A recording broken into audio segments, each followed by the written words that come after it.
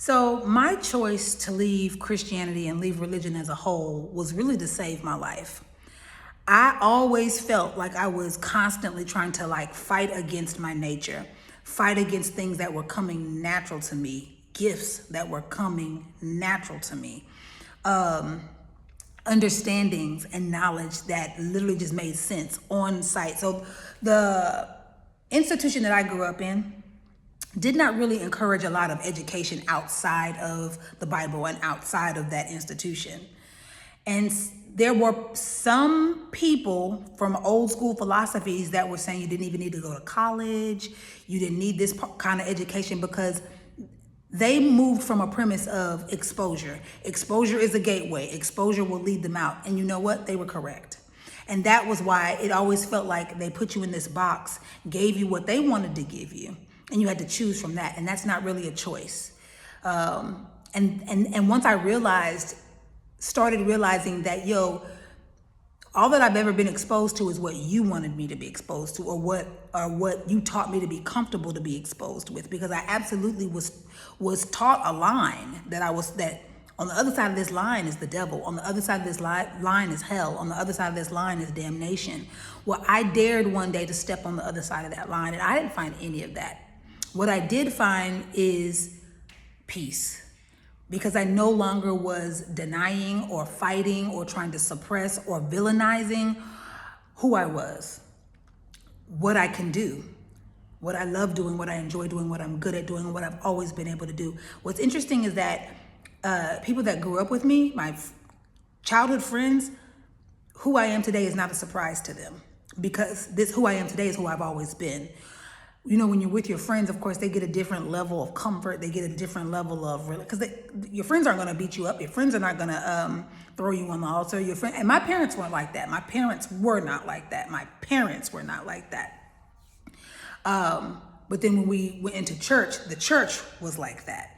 And so I had a video that I posted earlier this week talking about me mimicking the church. And I absolutely mimicked, but I mimicked for protection. I mimicked so that I would be not detected. I mimicked so that way I blend in. I thought I was gonna blend in. But it's really interesting, because as much as I tried to mimic, there were some people that would be like,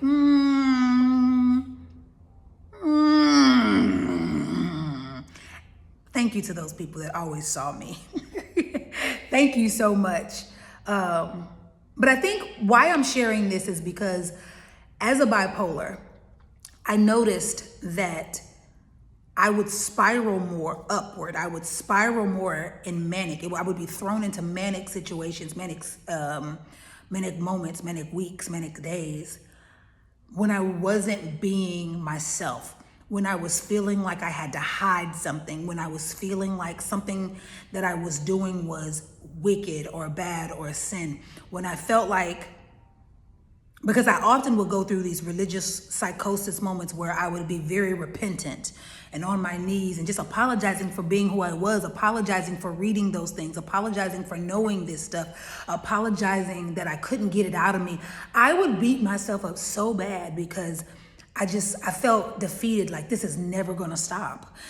I'm always gonna be tormented with this. This is gonna be a fight that I'm always gonna have to have for the rest of my life, because I know this stuff, I believe this stuff, I feel this stuff, I wanna express this stuff, but you're not supposed to express this stuff, because this stuff is wicked. It's not Bible, it's not Jesus, it's not the Holy Ghost, it's something else, it's a demon coming through, it's this. And when you're telling a child that these are demons coming through, what did you expect? How did you expect a child to articulate that and to interpret that? So you're basically interpreting, as a bipolar, by the way, that the things that you naturally are demonic. The things that you're tapping into are naturally demonic. And I'm gonna tell you, that just was a level of misery that I no longer wanted to be in. That was a level of tug of war, of torment, that I laid down in 2019. I was not gonna fight anymore. I was tired. I was tired of fighting. I was tired of fighting what was calling me. I was tired of fighting what resonated with me. When I say calling, I don't mean like some voice calling. I mean resonation. If you've studied the law of resonation, that means that I love the example of a violin, because I'm a violinist.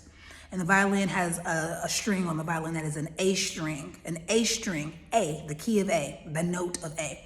If I have my violin in this room and somebody in another room plays A, slowly there'll be an ever slight hum that the string on my violin in a whole different room will resonate and it hum A, because it's communicating with the other string that's saying A. Resonation is things that are